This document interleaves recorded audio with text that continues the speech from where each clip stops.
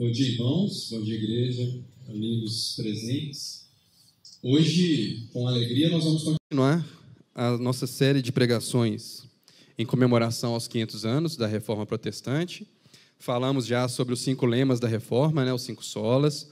Falamos sobre partes do Catecismo de Heidelberg, as 2 primeiras perguntas que estruturam o restante do Catecismo.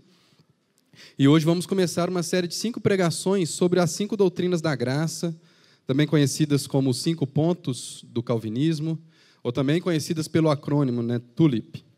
E hoje nós vamos falar sobre a primeira delas, que é o T do acrônimo, que é a depravação total. Então, antes da gente ler, nós vamos ler um texto que vai nos guiar na nossa reflexão, só para contextualizar os irmãos do que nós estamos falando. Essas 5 doutrinas da graça, ou esses que ficaram conhecidos como 5 pontos do calvinismo, eles são o resumo de um documento que foi produzido no século XVII, na Holanda, em razão de um sínodo, ou seja, de uma reunião da igreja, não somente da igreja holandesa, mas haviam teólogos, pastores, enfim, de outras partes do mundo presentes ali naquele sínodo, onde se reuniram para conversar sobre outros 5 pontos que estavam sendo levantados. Então, você provavelmente já ouviu falar de Jacobus Arminius, ou Jacó Armínio. Ele era um professor de uma universidade holandesa chamada em Leiden, uma cidade holandesa, e ele discordava da Confissão Belga, que era o documento que era seguido pelas igrejas reformadas holandesas, e ele discordava em 5 pontos. Então, os seus discípulos, porque o próprio Armínio morreu antes do sínodo de Dort, os seus discípulos levaram o debate, então, para o sínodo, para que a igreja da Holanda, então, para que a confissão belga fosse alterada nesses 5 pontos, especificamente. Esses 5 pontos ficaram conhecidos como 5 pontos do arminianismo, ou 5 pontos da remonstrância, dos remonstrantes, e por causa disso, então, se chamou os 5 pontos que opuseram essas ideias como 5 pontos do calvinismo. Tá? Então, isso aconteceu lá em 1618 e 1619, na cidade holandesa de Dort. Ao final do concílio, então, a igreja holandesa rejeitou os 5 pontos do arminianismo, reafirmando as doutrinas que estavam contidas na confissão belga, e esses 5 pontos que ficaram de síntese ficaram conhecidos, então, como os 5 pontos do calvinismo, ou, como a gente prefere chamar, 5 doutrinas da graça. É importante que os irmãos saibam também que esses 5 pontos do calvinismo, essas 5 doutrinas da graça, eles não não definem quem é cristão ou quem deixa de ser cristão. Eles estão no meio dessa controvérsia aí, que alguns já devem ter testemunhado alguns debates bastante infrutíferos, inclusive, no Facebook, entre arminianos e calvinistas, mas os 2 lados da cerca, vamos dizer assim, são cristãos sinceros, fiéis. Por exemplo, os nossos irmãos metodistas são arminianos. Nossa igreja subscreve esses 5 pontos aqui do calvinismo. Os cânones de Dort são um dos documentos históricos que a Igreja de Esperança, inclusive, declara no seu estatuto e na sua carta de princípios. Tá? Bom, feito esse pano de fundo histórico, nós vamos entrar, então, propriamente no primeiro ponto, que é a doutrina da depravação total. E eu peço que vocês abram comigo sua Bíblia em Romanos, capítulo 7. Trecho bastante conhecido, imagino eu.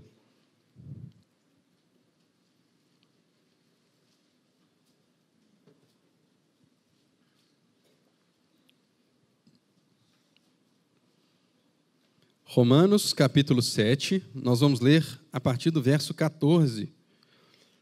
E vamos ler até o fim do capítulo. Romanos 7,14, o apóstolo Paulo diz assim: porque bem sabemos que a lei é espiritual. Eu, todavia, sou carnal, vendido à escravidão do pecado. Porque nem mesmo compreendo o meu modo de agir, pois não faço o que prefiro, e sim o que detesto. Ora, se faço o que não quero, consinto com a lei que é boa. Neste caso, quem faz isso já não sou eu, mas o pecado que habita em mim. Porque eu sei que em mim, isto é, na minha carne, não habita bem nenhum, pois o querer o bem está em mim, não porém o efetuá-lo. Porque não faço o bem que prefiro, mas o mal que não quero, esse faço.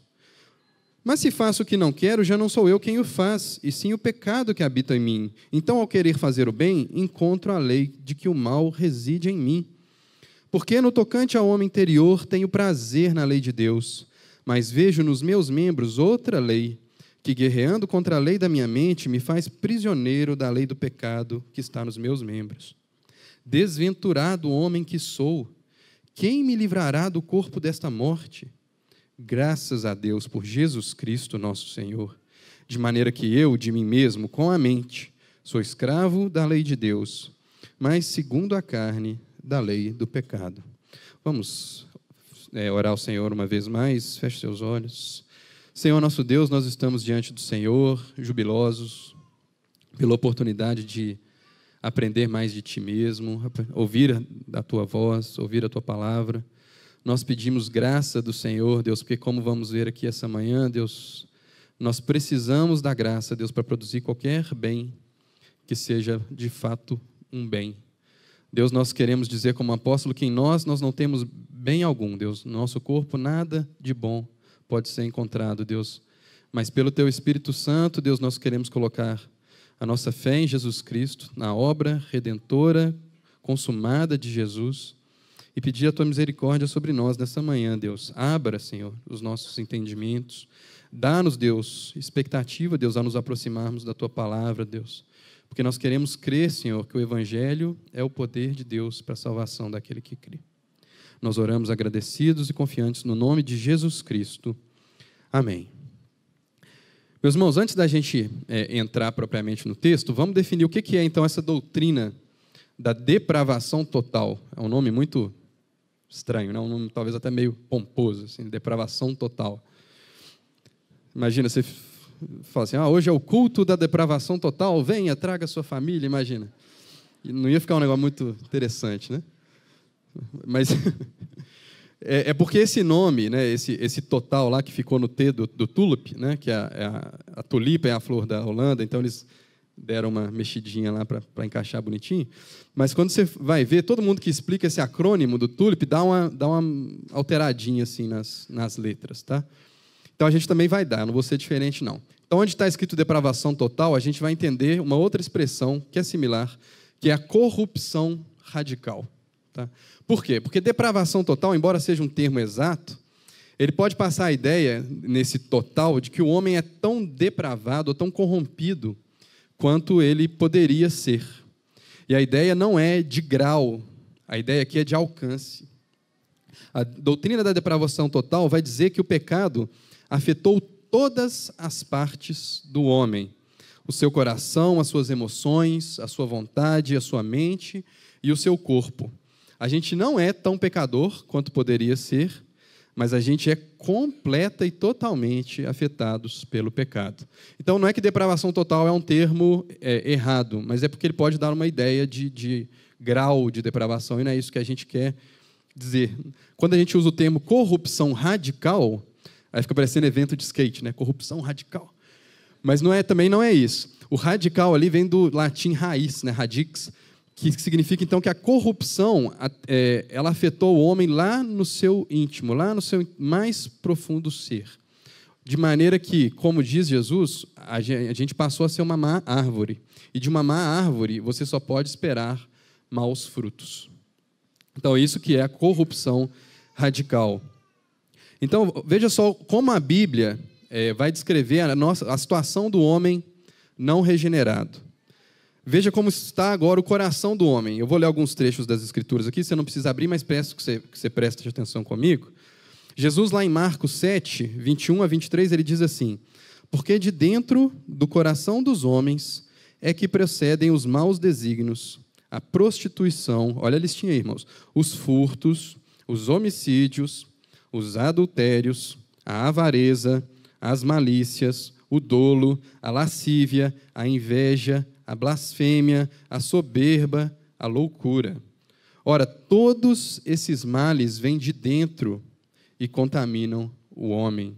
Ou como diz também o profeta Jeremias, no capítulo 7, verso 9, enganoso é o coração mais do que todas as coisas. Enganoso é o coração, o interior do homem, mais do que todas as coisas. Então, se você quiser exemplo de uma coisa enganosa, de uma coisa corrompida, mais do que todas as coisas, é o seu e o meu coração sem Jesus. É o coração do homem não regenerado. Ele é desesperadamente corrupto. Quem o conhecerá? E desesperadamente, irremediavelmente, completamente corrupto. Então, falamos sobre o coração do homem. Agora vamos falar sobre a capacidade do homem não regenerado de conhecer o bem, de conhecer a Deus. Veja o que Paulo vai dizer em 1 Coríntios 2, verso 14.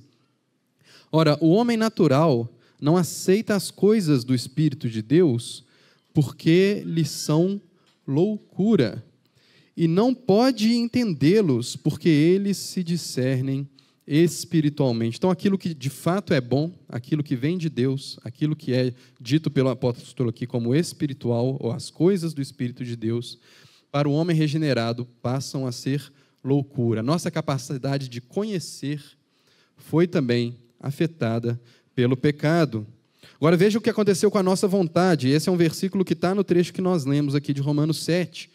No verso 14 ele vai dizer: porque bem sabemos que a lei é espiritual, eu todavia sou carnal, vendido à escravidão do pecado.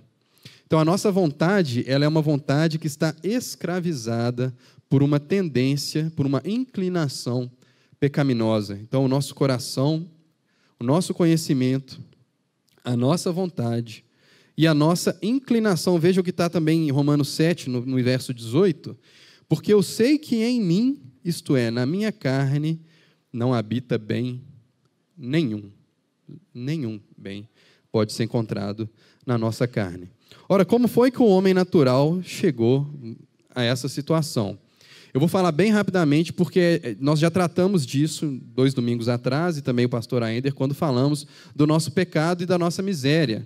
Depois, se os irmãos tiverem curiosidade de buscar essas pregações lá nas mídias sociais, no SoundCloud e no YouTube, tem disponível.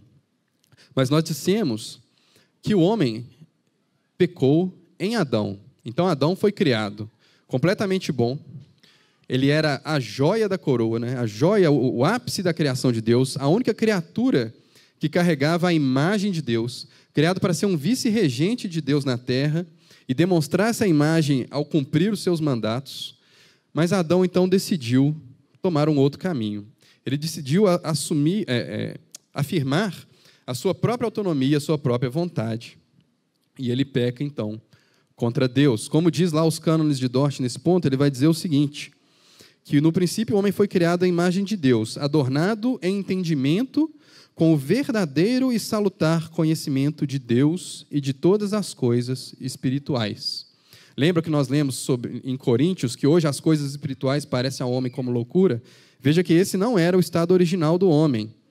Sua vontade e seu coração, que nós lemos agora como estão, eram retos. Todos os seus afetos puros.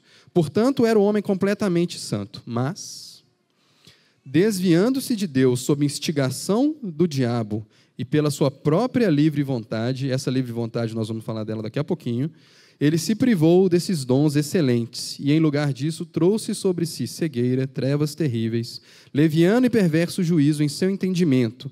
Uma lista muito parecida com aquela que Jesus trouxe para nós, lá em Marcos. Malícia, rebeldia e dureza em sua vontade, em seu coração, também impureza em todos os seus afetos. Agora veja como isso nos afeta. Isso foi Adão. Mas veja como isso nos afeta. Isso está lá em Romanos 5, eu vou ler também como está aqui nos cânones. Depois da queda, o homem corrompido gerou filhos corrompidos. Então a corrupção, de acordo com o justo julgamento de Deus, passou de Adão até todos os seus descendentes, com exceção de Cristo somente. Não passou por imitação, como os antigos pelagianos afirmavam. Vamos falar de Pelágio também. Uma heresia difícil de morrer. Como os antigos pelagianos afirmavam, mas por procriação da natureza corrompida. E por último, o último ponto que vamos ler do cânone aqui. Portanto, todos os homens são concebidos em pecados e nascem como filhos da ira, incapazes de qualquer ação que os salve. Incapazes de qualquer ação que os salve, inclinados para o mal, mortos em pecados e escravos do pecado. Sem a graça do Espírito Santo regenerador, nem desejam, nem tampouco podem retornar a Deus, corrigir as suas naturezas corrompidas, ou ao menos estar dispostos para essa correção.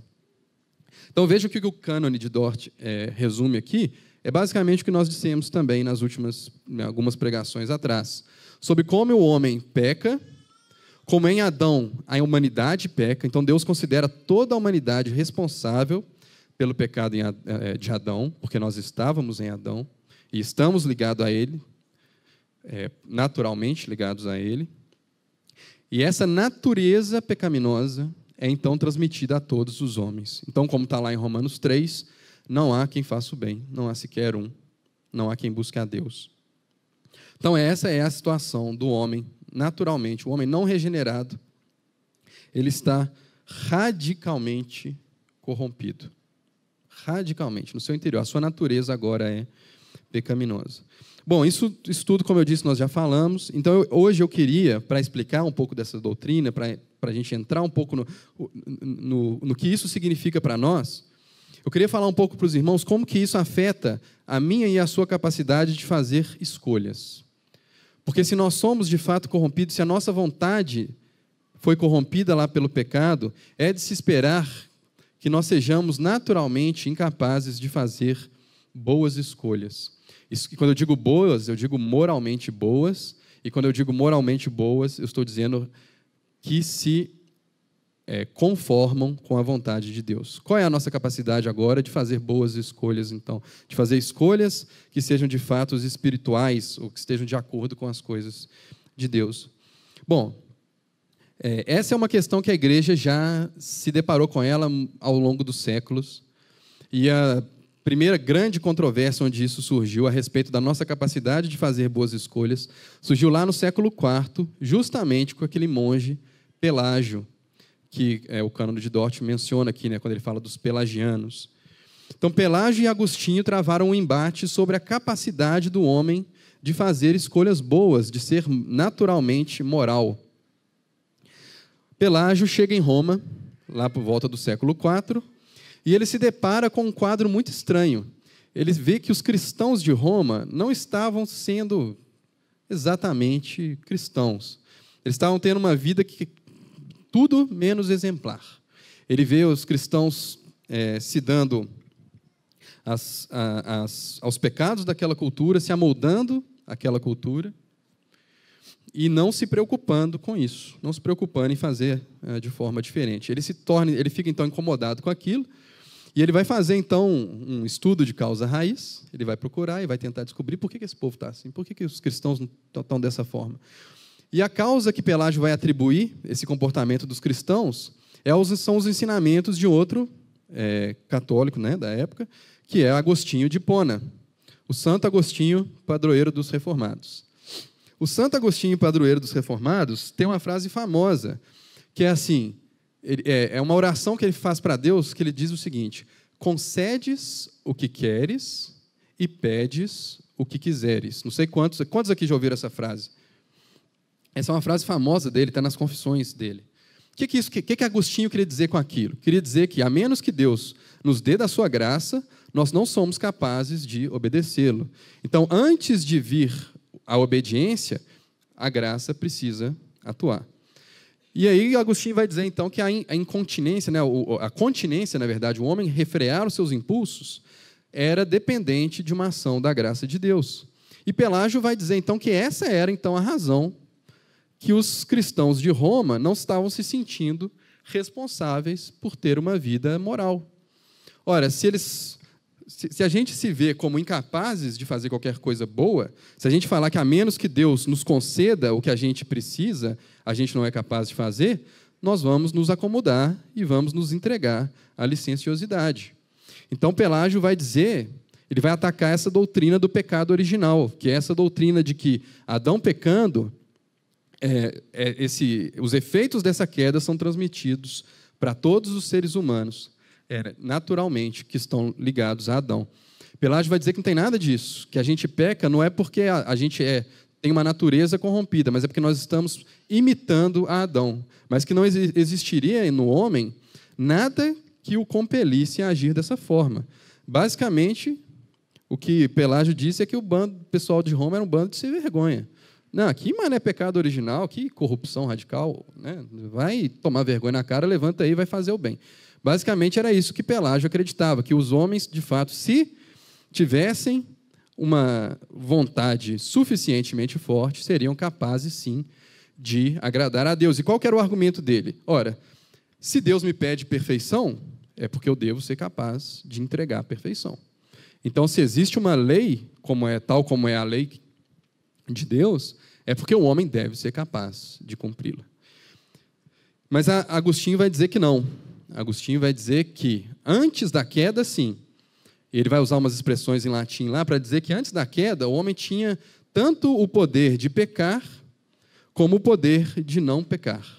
O homem não estava compelido ou coagido de forma nenhuma a fazer tanto uma coisa quanto outra. Ele tinha uma inclinação para o bem, mas em termos de possibilidades, de o que ele poderia fazer, ele tinha a capacidade de pecar, tanto que pecou, mas ele tinha também a capacidade, antes da queda, de não pecar, de fazer o bem, de fazer obras que, de fato, fossem consideradas moralmente boas.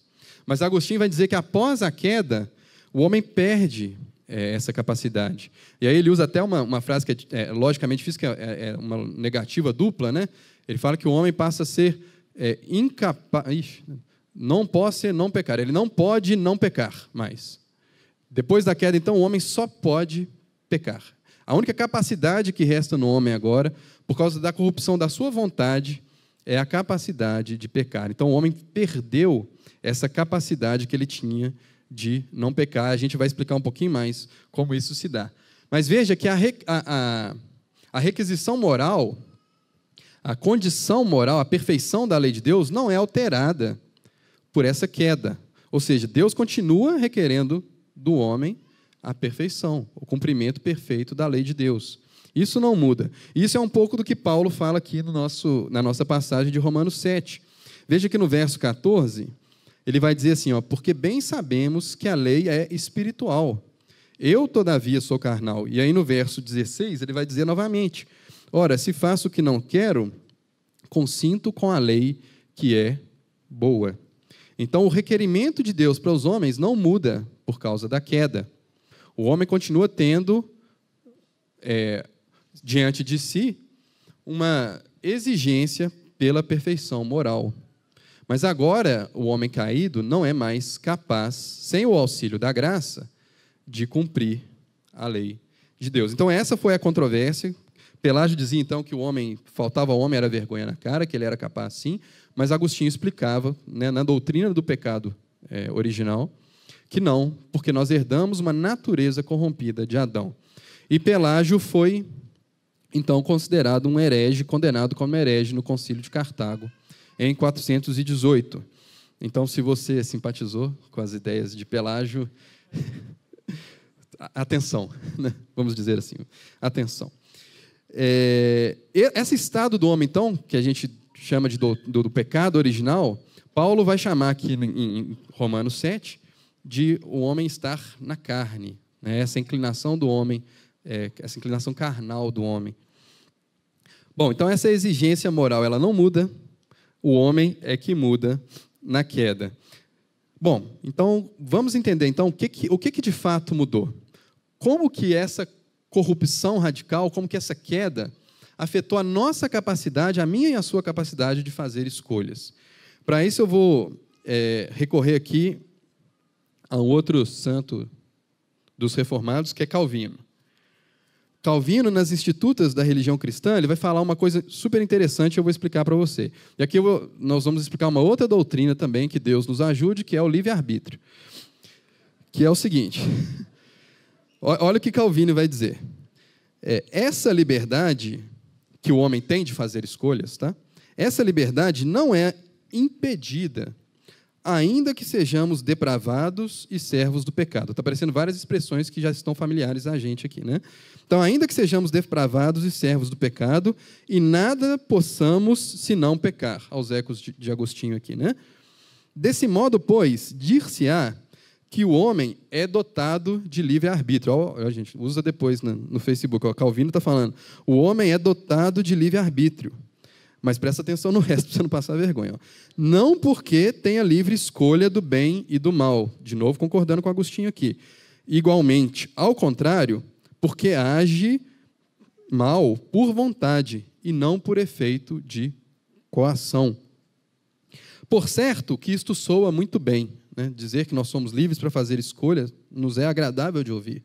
Mas a que servia etiquetar com título tão pomposo, coisa de tão reduzida importância? Excelente liberdade, sem dúvida, seria se, com efeito, o homem não fosse compelido pelo pecado a servi-lo. Se, no entanto, é escravo por vontade, de sorte que a vontade lhe é mantida amarrada pelas peias ou pelas amarras do pecado. Deixa eu resumir o que Calvino está dizendo aqui. O que Calvino está dizendo, e é aqui que eu preciso que os irmãos entendam muito bem, é que essa queda que a gente sofreu lá no Éden, em Adão, ela não afetou a nossa possibilidade de fazer escolhas, no seguinte sentido. O homem ainda tem as capacidades ou as faculdades necessárias para escolher. A gente ainda tem uma mente que é capaz de avaliar opções. A gente ainda tem uma vontade de fazer alguma coisa. Então, essa capacidade, esse maquinário, vamos dizer assim, natural, o homem não perdeu com a queda. Então, o homem não é como um animal que age por compulsão. Ele continua fazendo escolhas, e Calvino vai dizer aqui escolhas, de certa forma, livres. Mas o que Calvino está dizendo é que é só isso. O livre-arbítrio do homem nada mais é do que dizer que o homem ainda é capaz de escolher. Não diz absolutamente nada se o homem é capaz de escolher bem ou mal. Apenas que o homem é capaz de escolher. Então, Calvino dá uma ridicularizada aí na expressão de livre-arbítrio. Ele vai dizer assim, nossa, uma expressão tão pomposa só para dizer isso. Né? Quando a gente vai na sorveteria, a gente é capaz de escolher o nosso sabor de sorvete. Ponto, isso é o livre-arbítrio. Então, o homem está nessa situação. Ele está depravado, radicalmente corrompido, mas o mecanismo de fazer escolha no homem está funcionando ainda. Um teólogo americano, puritano, chamado Jonathan Edwards, ele vai dizer, e aqui eu cito um outro teólogo que está citando ele, que é o R.C. Sproul, que é um teólogo também americano que eu gosto muito. Ele cita o Jonathan Edwards para dizer o seguinte, para explicar como que a gente faz escolhas. Tá? Ele vai dizer que a gente sempre escolhe de acordo com a nossa inclinação mais forte no momento. Então, veja, nós temos capacidade de fazer escolha, temos mente, temos vontade, e a gente sempre vai fazer uma escolha de acordo com a inclinação mais forte no momento. Deixa eu dar um exemplo para você entender. Então, você decide, você é um estudante universitário, e você decide que você quer tirar melhores notas, não quer deixar a matéria acumular, e que você vai estudar, se decide então que você vai estudar todo dia, das 8 às 9 da noite. Você tomou essa decisão. E aí, às 7 horas da noite, então, 1 hora antes, você liga o seu computador e dá o play no episódio de uma série. E lá vai você para assistir uma série durante 1 hora, das 7 às 8, às 8 às 9, você decidiu que você ia estudar. Então, às 7h59, a sua série termina, e aí pipoca lá para você. Episódio seguinte começando em 30 segundos. O pessoal chega a suar, né? A mão chega a tremer. E aí? Aí agora tem um problema, porque o episódio que você assistiu foi bacana. O pessoal teve a mãe, deixou aquele gancho que você está doido para saber o que vai acontecer. E aí agora tem 2 coisas competindo dentro de você. O desejo de você ser um bom aluno, de você não deixar a matéria acumular, e o desejo de você saber o que vai acontecer na miserável daquela série. E agora? Aí as coisas estão competindo. Quem que vai ganhar? Vai ganhar a inclinação que para você for mais forte naquele momento. E a gente sabe o tamanho do play que você vai dar. Né? Mas é assim que a gente funciona. A gente sempre funciona com a inclinação que é mais forte naquele momento.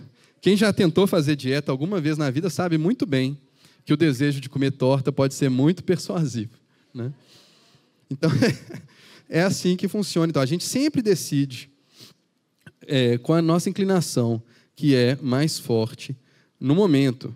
Agora, veja, eu vou ler uma outra confissão de fé agora para os irmãos, que é a confissão de fé de Westminster, utilizada pelas igrejas presbiterianas. Veja o que ele vai dizer, então, sobre essa questão da nossa inclinação e da nossa capacidade de fazer escolhas. Ele vai dizer o seguinte: o homem, caindo em um estado de pecado, sabemos do que a confissão está dizendo aqui, perdeu totalmente o poder de vontade. Olha que diferença. Não é que ele perdeu o poder de escolher. Ele perdeu o poder de vontade quanto a qualquer bem espiritual que acompanhe a salvação. De sorte que um homem natural, inteiramente adverso a esse bem e morto no pecado, é incapaz de, pelo seu próprio poder, converter-se ou mesmo preparar-se para isso. Então, veja, o que o homem perdeu não foi a sua capacidade de escolher, de avaliar opções, e nem foi a sua vontade completamente. Nós ainda temos vontade, qualquer um de nós é capaz de dizer, né, a vontade de que está agora. Pode ser não estar aqui me escutando, por exemplo. Mas o que a confissão, está dizendo é que o homem perdeu a vontade de qualquer bem, quanto a qualquer bem espiritual que acompanhe a salvação. Então foi assim que o pecado de Adão atrapalhou a nossa capacidade de exercer atos morais, moralmente bons. A gente é capaz de escolher, mas a gente não tem mais a vontade de escolher o bem. E de novo, quando eu digo bem, eu falo as coisas que são, em última instância, boas, que são as coisas que estão de conformidade com Deus. O homem perdeu completamente o desejo de agradar a Deus. Amar a Deus passou algo que não vem mais naturalmente para nós. E a inclinação da vontade do homem não regenerado mostra isso dia após dia. Que a nossa vontade está inclinada para o mal, para o pecado. E é esse o quadro que Paulo está começando a descrever para nós aqui no capítulo 7. No verso 17, ele vai dizer assim: neste caso, quem faz isso, o que é isso? O que ele não quer, que ele tinha falado no verso anterior. O que ele odeia. Quem faz o que ele não quer, o que ele não odeia, não é ele mais, mas o pecado que habita nele. Ou seja, existe no ser humano agora uma inclinação para fazer o mal, para pecar. E esse é o problema do homem não regenerado. Mas agora chega Jesus. E Jesus, para aqueles que colocam a sua fé nele, colocam a fé, a sua confiança na obra que Jesus fez em nosso favor, para esses a coisa começa a mudar. Aí alguma coisa acontece no nosso interior quando a gente coloca a nossa fé em Jesus Cristo. O que Jesus Cristo foi lá e fez, meus irmãos? Ele, sabe aquela requisição de perfeição que existiu sobre os homens e sempre existe, e que não mudou com a queda? Jesus, sendo Ele Deus, se encarna, como nós cantamos hoje de manhã, Ele assume a forma de servo e Ele cumpre perfeitamente aquela requisição moral. Então, a justiça que era requerida por Deus, ela é plenamente cumprida em Jesus. E aí, Jesus, sendo homem, 100% homem e 100% divino, um homem, então, agora, diante de Deus, cumpriu toda a justiça que Deus exigia. Então, assim como a gente tinha sido feito pecadores em Adão, agora nós estamos sendo feitos justos, estamos sendo considerados justos, por causa da obediência perfeita de Jesus Cristo no Calvário. E através do Espírito Santo, essa justiça de Jesus Cristo, ela é imputada a nós. E isso é um processo que a gente chama de justificação. Mas a salvação, ela não para aí. Porque depois da justificação, começa um processo que só vai ser completo quando Jesus Cristo retornar e quando nós estivermos na glória com Ele, que é um processo de santificação. Então, aquele homem cuja vontade estava escrava do pecado, aquele homem é regenerado, ele é despertado. Como está lá em Ezequiel, um coração novo é colocado dentro daquele homem. Uma vontade nova é colocada dentro daquele homem. E aí uma luz começa a brilhar dentro daquele homem. E aí ele começa a ter a capacidade de desejar o bem. Antes ele não tinha a capacidade de desejar o bem. Então, esse homem regenerado, ele começa a enxergar o bem e a ver a superioridade do bem sobre o mal. Mas qual que é o nosso problema, meus irmãos? E a doutrina da depravação total, e essa pregação, ela poderia muito bem se chamar Por que ser cristão é tão difícil? Por que ser cristão é tão difícil, meus irmãos? É porque Jesus despertou isso em você, mas essa natureza pecaminosa, ela está em você naturalmente. E essa sua natureza, ela ainda não foi completamente tratada. Esse corpo que nós temos, para usar a expressão que o apóstolo Paulo usa aqui em Romanos 7, que nós já vamos voltar no minuto, ele ainda experimenta esses efeitos, essa vontade ela ainda está inclinada para o mal.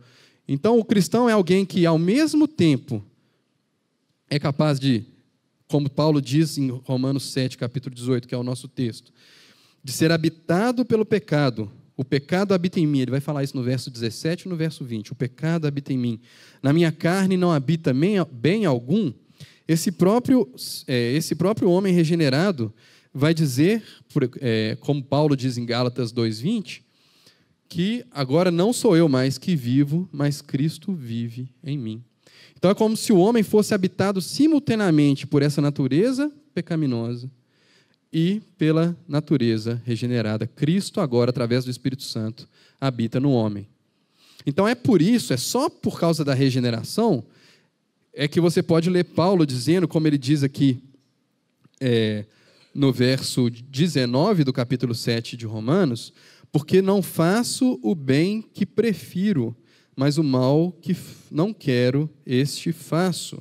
Ou no verso 21, então ao querer fazer o bem, encontro a lei de que o mal reside em mim, porque no tocante ao homem interior tenho prazer na lei de Deus. Então veja que esse prazer na lei de Deus, de que Paulo fala, esse querer fazer o bem, não é algo para uma pessoa que não experimentou a salvação e a regeneração. Por isso que ser cristão é tão difícil. Uma pessoa que não é cristã, essa luta interna, ela não experimenta. Se você tentar explicar para ela, ela não vai saber do que você está dizendo. Ela vai saber, sim, igual eu expliquei lá no exemplo da série, lá, ela vai saber o que são inclinações contraditórias estarem vivas em você ao mesmo tempo. Mas o desejo genuíno pelo bem e olhar naturalmente para você e para mim e saber que não tem capacidade de fazer, isso é uma penúria, uma miséria que só nós sabemos o que é. É uma luta interna que só o cristão tem. E é por isso, meu irmão, que ser cristão não é fácil, é muito mais fácil ser incrédulo nesse ponto de vista. Porque se você, sendo cristão, existe dentro de você uma guerra. Paulo diz assim em Gálatas 5, verso 17, porque a carne milita contra o espírito, e o espírito contra a carne, porque são opostos entre si, para que não façais o que porventura seja do vosso querer, ou como há em outra tradução, de modo que não fazem mais o que vocês desejam. Então, no interior do cristão, existe uma carne militando, existe uma guerra interior. E a gente vê essa guerra em primeira pessoa aqui, em Romanos capítulo 7. Romanos capítulo 7 não pode ser esvaziado da sua vivacidade, né? A gente não pode trazer isso aqui para um tubo de ensaio e analisar. A gente tem aqui diante de nós o homem regenerado sofrendo, porque o seu espírito foi despertado, porque a sua mente agora está sendo conformada com a vontade de Deus. Mas quando ele tenta, ele vê que no seu corpo ainda habita a lei do pecado e da morte. Ainda existe uma inclinação. Então, na hora que ele está lá, no momento da decisão, se ele vai fazer o bem ou se ele vai fazer o mal, ele vê que não existe somente a inclinação pelo bem nele, mas a inclinação do mal existe. Meus irmãos, e se nós entendemos até aqui o que a gente está explicando, você vai entender que quando você peca, quando você faz o mal, é porque você quis. Eu queria trazer a gente até esse ponto. Você tem, sim, o livre-arbítrio nos termos que o Calvino definiu nas suas Institutas. Você tem capacidade de fazer escolhas. E você sempre vai escolher de acordo com a sua vontade. Então, se você pecou, meu irmão, minha irmã, é porque você quis. Mas eu e você agora temos a capacidade de não pecar. Só que para a gente não pecar, não vai ser algo que vai vir naturalmente. A gente precisa da ação do Espírito Santo. Concedes o que queres e pedes o que quiseres. Paulo também, em Gálatas, capítulo 5, um verso antes do que eu acabei de ler, sobre a carne militar contra o Espírito, ele vai dizer: andai no Espírito, e de modo algum satisfareis os desejos da carne. Veja o que a Confissão de Fé de Westminster diz também, nessa mesma sessão que eu li agora há pouco, um pouco adiante. Ela vai dizer o seguinte: quando Deus converte um pecador e o transfere para o estado de graça, Ele o liberta da sua natural escravidão ao pecado.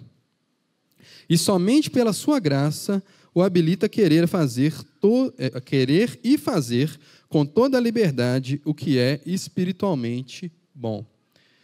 Mas isso de tal modo que, por causa da corrupção ainda nele existente, o pecador não faz o bem perfeitamente, nem deseja somente o que é bom, mas também o que é mal. Essa é a nossa situação. Nós estamos, sim, libertados das amarras da escravidão pelo pecado, de maneira que nossa vontade não é mais escrava do pecado, mas nós somos agora escravos de vontade.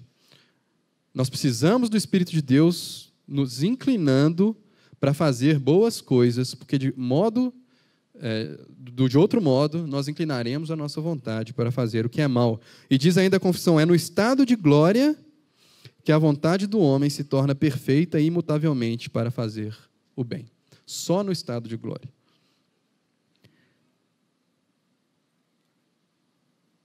E agora, meus irmãos? Naturalmente, então, nós somos inclinados para o mal. É como se nós tivéssemos uma antena muito boa, uma antena receptora muito boa, muito potente, perfeita, mas ela está apontando para o lado errado. Só pela obra do Espírito Santo em nós é que essa antena pode ser virada para o lado certo.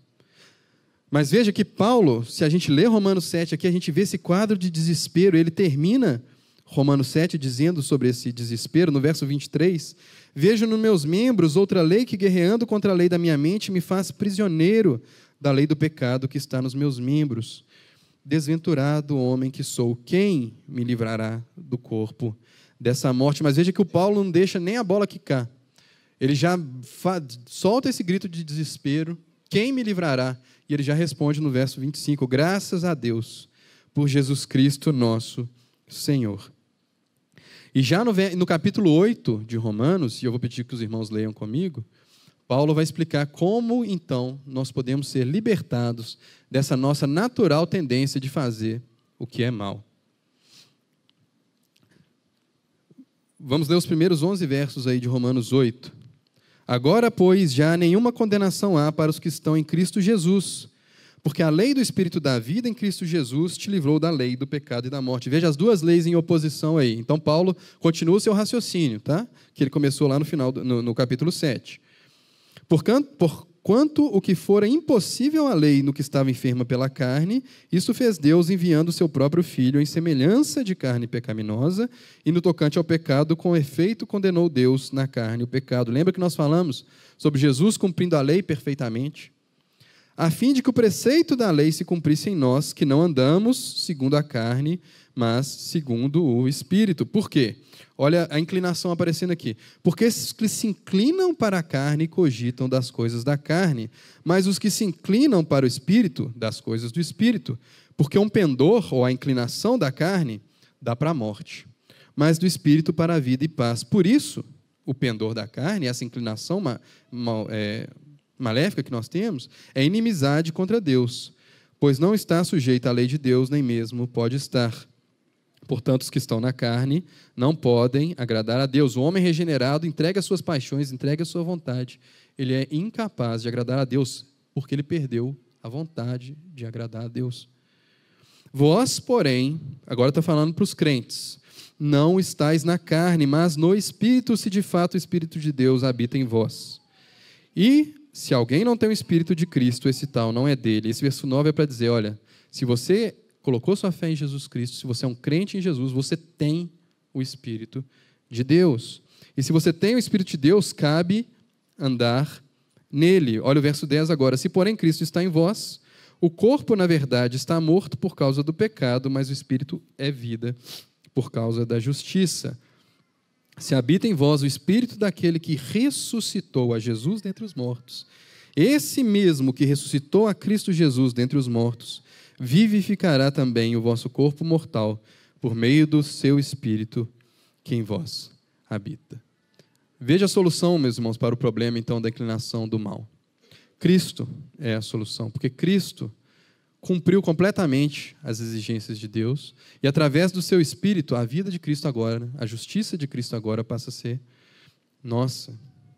E o Espírito que ressuscitou a Jesus dentre os mortos, vivificará também o nosso corpo mortal. Então, a boa notícia, meus irmãos e minhas irmãs, é que faz parte do pacote. Quando Deus nos salva, através de Jesus Cristo, Ele não simplesmente fez uma provisão para a nossa culpa, que era real, como nós falamos. Não simplesmente Ele fez uma provisão para que nós fôssemos considerados justos, mas Ele faz também uma provisão para que nós possamos viver uma vida de santidade. O que nos cabe, então? Nos cabe andar no Espírito. O que é andar no Espírito, meus irmãos? Andar no Espírito é andar segundo as orientações do Espírito Santo de Deus. Como que a gente vai andar segundo as orientações do Espírito de Deus? Nós vamos precisar da graça. Veja como tudo faz sentido. É exatamente o que Agostinho falou. Nós vamos precisar da graça. E como é que nós vamos obter essa graça? Meu irmão, minha irmã, você tem que se expor aos meios pelos quais Deus dispensa essa graça. Você quer tomar boas decisões? Você quer ser moralmente bom? Você quer se livrar dessa sua incapacidade de fazer sempre bobagem? Você precisa se expor aos meios de graça. Você precisa ouvir a palavra de Deus. Você precisa ler a Bíblia. Você precisa orar. Você precisa estar na igreja para você receber os sacramentos. Que novidade, né, meus irmãos? Que novidade. Que novidade.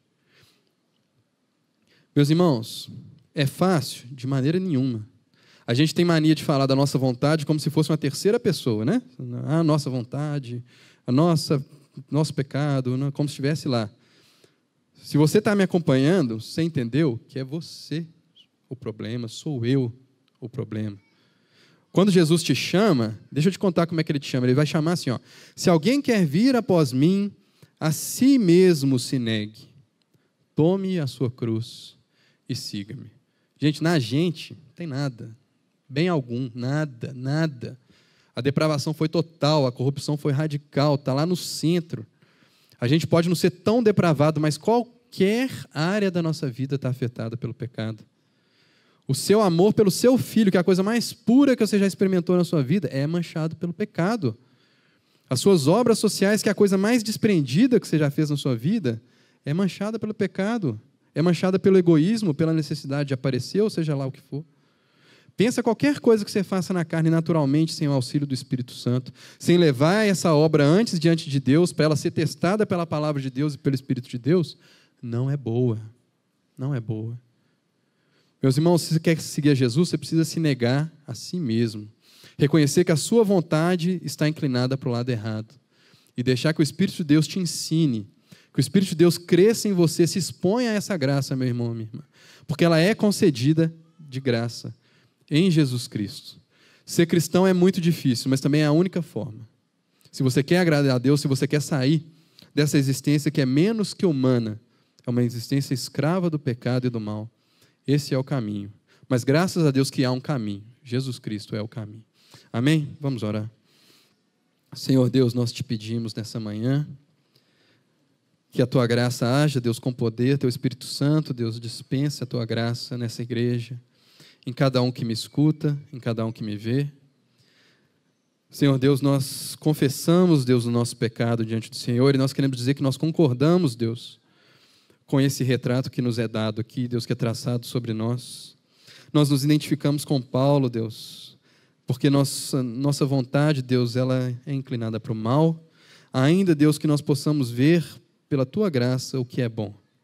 Senhor, nos ajuda, Senhor, a não viver de acordo com as nossas inclinações egoístas da carne, mas a viver, Deus, em obediência ao que o Senhor nos ensina pela palavra de Deus, pelos meios de graça que o Senhor nos comunica a Tua vontade, Senhor. O Senhor nos ensine, Deus, a nos inclinar, Deus, para andar no Espírito, Senhor. Teu Espírito Santo, Deus, haja com poder nas nossas vidas, Deus, e que nós possamos ter fé e confiança, Deus, de que Ele está agindo, Senhor. De que o Espírito de Deus age em mim e age em cada um dos meus irmãos que está aqui, Senhor. Que o Senhor abra os nossos olhos para essa realidade, Deus, de que nós não estamos mais entregues, Deus, a essa escravidão do pecado, Senhor. Mas que o Senhor nos salvou dessa existência e agora, Deus, nós podemos, de coração renovado, te obedecer, Deus. Ó, Deus, nos ajuda, Senhor, porque é muito difícil, Deus, envolve dizer não, Deus, para tudo aquilo que a gente é, para tudo aquilo que a gente quer. Mas nós queremos ver, Deus, a beleza de viver uma vida que te agrada, Deus. E o prazer que vem, Deus, numa vida de obediência a Ti, Senhor. Essa é a nossa oração como igreja em Cristo Jesus. Amém.